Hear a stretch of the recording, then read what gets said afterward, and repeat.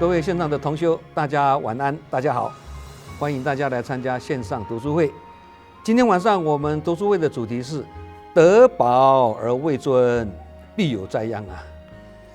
这是一句深具警惕意涵的古训啊，意思是说，一个人的德行如果不足以支撑他的地位跟权力啊，那这一种权力跟地位反而会造成是一种灾祸啊。那这句话的全文是意思是说，夫得饱而未尊，自小而谋大，力小而任重，险不及矣呀。意思是说，一个人如果是德行浅薄，地位却很高，或智慧不足，但是却想去谋大事啊，或力量有限，但却肩负着重任哦。这样的人呢，不但会拖垮自己啊，也成就不了事情的。那后来有人就把这句话讲成什么？得饱而未尊，必有灾殃了。那古今中外呢，多少的兴亡成败，都是在印证这句话的道理。未尊却无德啊，就好像树木很大棵啊，但根很浅啊，虽然枝叶很茂盛啊，但只要下一场大雨啊，或刮一阵大风啊，整棵树就很容易倾倒啦。相反的，德行够的人啊，虽然位居维职啊，很低下的职位啦，但也能屹立不摇而安然一生哦。才跟德也是一样啊，能才德兼备是最好。但如果才跟德不能两全其美，宁取其德啊，因为修一生之德啊，无事不成啊。尤其想度化众生啊，更要以德去服人啊。那福跟德也是一样的道理啊。证严上人曾经开示啊，有福无德，福会享尽；有德无福，德会生福。所以德就好像大树的根，福就好像大树的果实啊！在我们的人生中啊，有时会羡慕别人位高权重啊，福报深厚啊，但我们也要了解一个道理哦，一个人即使很有福报，也要有德来承受它哦。没有德的话呢，福也会守不住啊！古人讲厚德载物，就是这个意思，不是吗？厚德载物是形容品德像大地一样啊，可以容纳百川万物啊。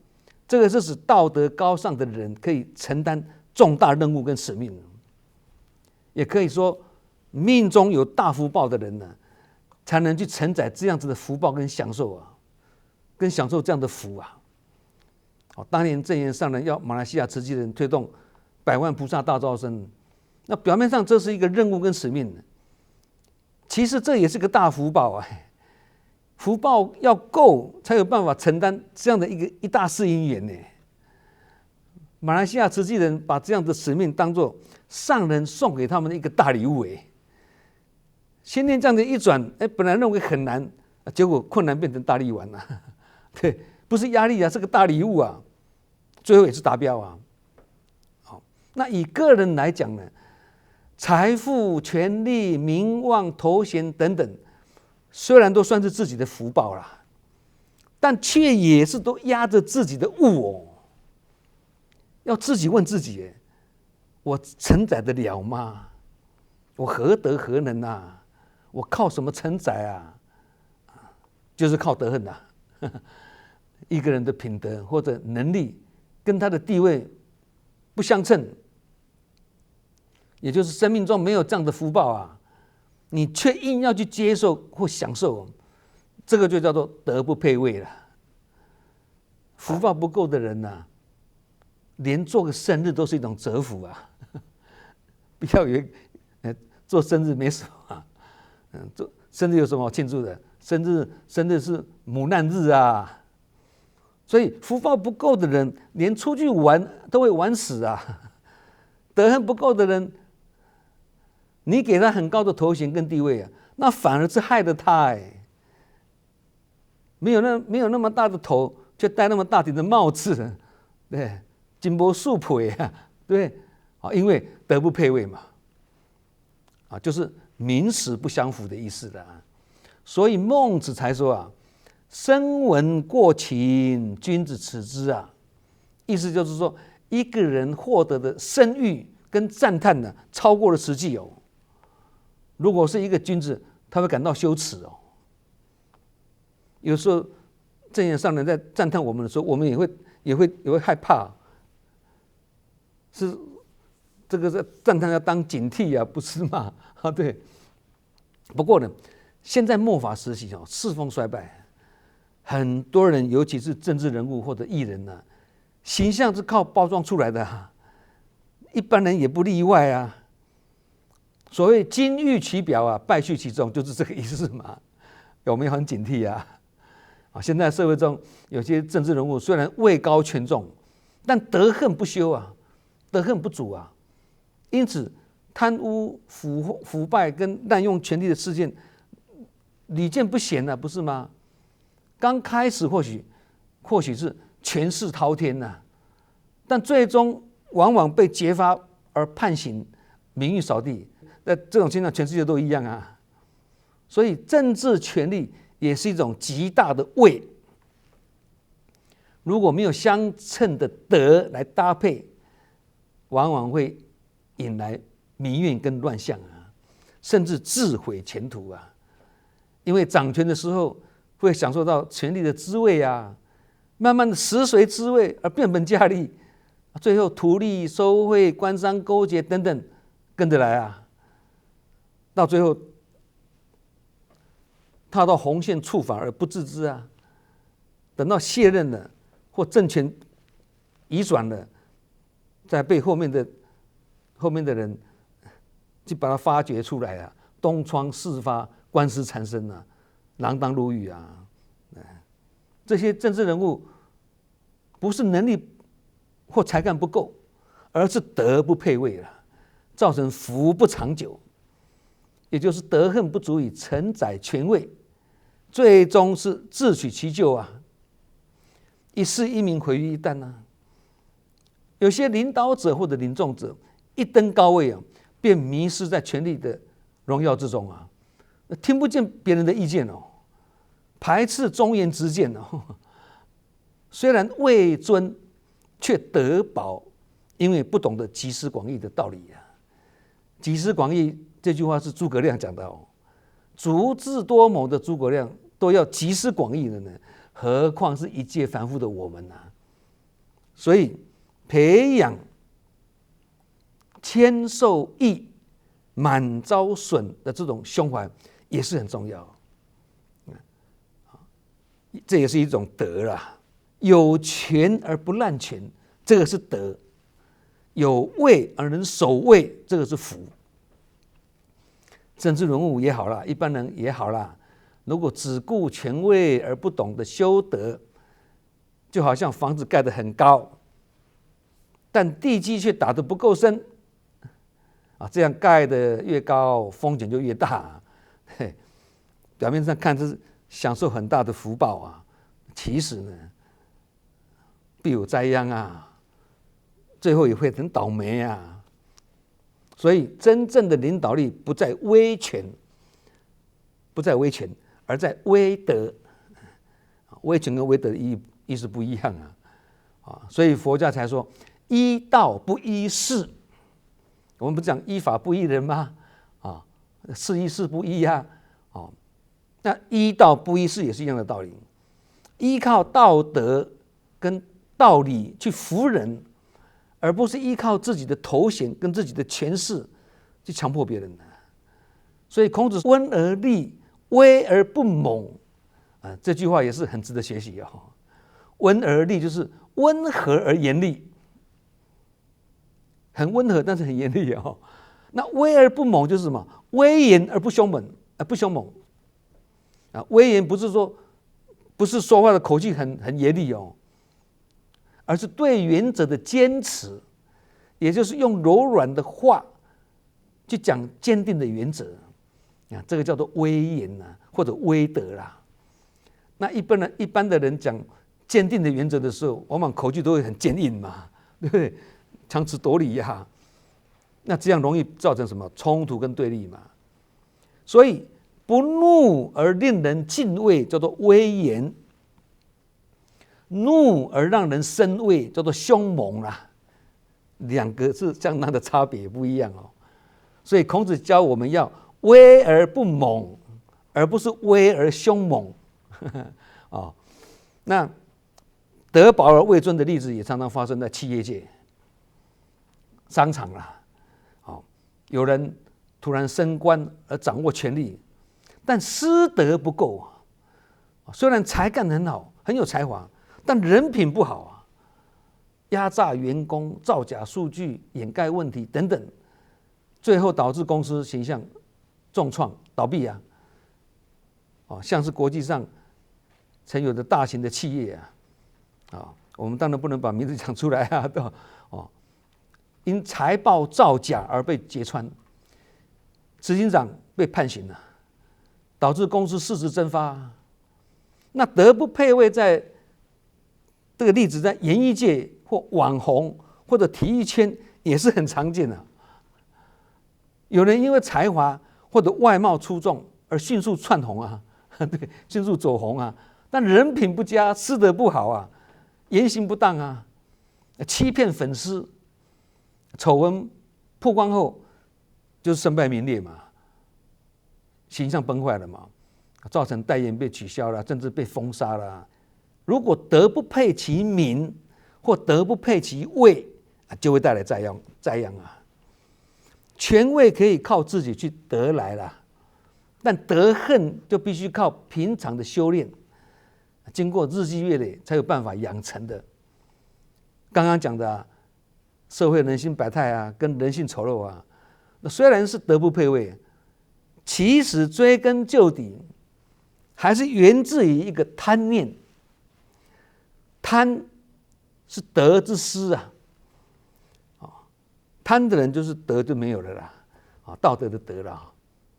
贪也是什么位之殃啦，这个位置所带来的遭殃啦。当一个人心中呢起了贪念，就像水库的那个闸门被打开一样啊，欲望一旦泛滥成灾，就难以收拾了嘛。更严重的是什么？贪念一起啊，就是鬼门大开啊！那贪心鬼就纷纷跑出来了。所以外鬼不可怕，内鬼才可怕啊！那内鬼一起呢，就会造成三种现象。我们的内鬼一起来的话呢，有三种现象。第一，如果在位的话开始滥权；第二，如果有发财的人呢，开始奢侈，暴发户的心态；第三呢，如果他有名的话呢，就开始傲慢了。所以造成德不配位的原因，贪念也是重要的关键因素。贪念不只是灾殃的起点呢，甚至是德不配位的根源呢。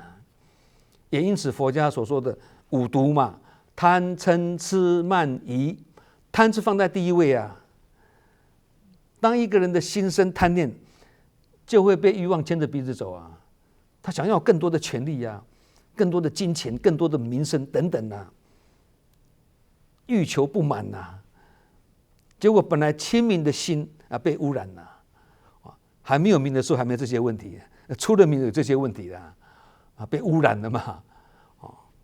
虽然有了地位，但却失去德行，这就是灾殃的开始。有一句话说人要有分寸，心要有界限。这个分寸就是德的一种表现。因为贪权的人呢，他不会放手；贪财的人呢，他也不择手段；贪名的人呢，虚假包装；那贪情的人呢，会失去理智。情多理就饱了理多情就饱一样的意思是没有平衡理智跟感性没有平衡所以古人说祸患常积于忽为，智勇多困于所逆用白话文解释，祸患常常是来自于忽为啦，忽略那个细小的那个地方啦，包括贪念也是很小小的贪念，也是一种细微的地方啊。从小贪开始大贪，不是吗？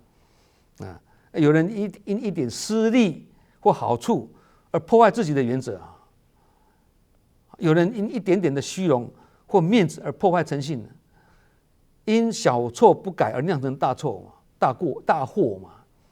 那智勇多困于所逆，这句话意思是说，聪明勇敢的人呢，往往会在自己所执着或所偏爱的地方呢失败在那个地方啊。所以这两句话是启示我们，有时候一个人的失败，往往不是来自缺点，而是来自过度自信的优点哦。这个很让我们警惕啊，也提醒我们呐，人只要贪念一起，德就开始漏了，德漏了或越漏越多，那位置越保不住了。即使还在位哦，自己也会坐不稳呐，摇摇晃晃的啦。所以那些德不配位的人呢，实际上是用贪心在享福啦，并且从享福中把自己的福报一点一滴的把它消耗掉啊。所以有一个道理呢，我们要很清楚，不是领导者或领众者才有位，不是这样子哦，位置的位啦。我们每一个人虽然不是政治人物啊，也没有身居高位啊，但也都有属于自己的位置的位啊。家庭中的角色，团体里的责任，工作的职位，甚至志工团体里面的承担工作等等，都是一种位嘛。你的角色，你的舞台嘛，对不对？如果时时提醒自己，我的德配得上我现在的位吗？常常这样反观自省，我们就能不断的修德跟养心的啦，也才能让福德跟地位呢相称啊，这样人生就会比较安稳。有一句人语是这样子说的哦：“君子居之，何陋之有啊？”意思是说，一个地方啊，只要有君子住在那里的，即使地方很简陋，这个地方也不会失去尊严的。相反的，如果小人居高位啊，那再豪华的殿堂也会蒙羞了。这个是在说明呢，德配其位，位才有光；德不配其位，位反成辱，羞辱的辱啦。还有一句人语啊，这样说：“为政以德，譬如北辰，居其所而众星拱之啊。”这个是孔子的核心思想，意思是说，有德者他自能够以德服人呐，近者悦，远者来了。如果是无德而掌权啊，就会众叛亲离啊，人心溃散啊，甚至国运动荡啊。所以无德者掌权，就会祸始于权，也就是灾祸来自于威权呐。有一句《论语》，大家朗朗上口啊，不在其位，不谋其政啊，大家都会讲这句话嘛，对不对？那这句话也是非常适用于现代的社会哦，拿它来做反思啊。孔子也是用这句话来教育他的学生啊，意思就是说，不在那个职位，就不要干涉那个职责的工作啦；不是处在那个位置，就不要越权去干预别人的事啦。这不但是古代为官的准则啊，在今天的社会里也是可以拿来自我警惕的啊。其实我们不必真的当决策者啊，各尽职责，各尽本分嘛，大家和互协，抱着成功不必在我的心念啊，最终也能成就大事嘛。如果人人越位干政，人多嘴杂，那福业就很难成了。所以尊重、信任、配合是团体之德啊！尊重、信任、配合是团体的德。越权、干预、批评是祸乱的之源呐，祸乱的来源呐。那这不只是在人群中甚至在凡夫的修行团体里面呢，也都可以得到印证哦。其实这个也是在启示我们，职位跟德行也要相称，也就是身份跟责任也应该相符啊，很值得我们深思了啊。好，我们今晚读书会德不配位，必有灾殃，就讲到这里。好，我们下周同一时间再见。那是生生世世